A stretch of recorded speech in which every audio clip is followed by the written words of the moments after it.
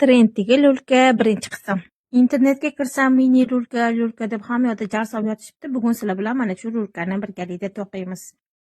Mini lulka faneri uchun tagida logotipini tushirish uchun har xil pandalarni qo'yib ko'rdik. Unaqasiga qo'lini ko'tardik, oyog'ini ko'tardik, tepaga qo'ydik, pastga qo'ydik. Har xil yozuvlar bilan 3 xil usullarni tanlab ko'rdik. Oxiri bitta qarorga keladigan bo'ldik. Bu jarayon menga bolaligimdagi beshiy solish marosimini eslatib yuborgandi. Egalari keldi, bobolar ketsin. Qani. Toychog'imizni belab olamiz. Bunaqasigami? Bunaqasiga voy, bunaqasigami? Bundami?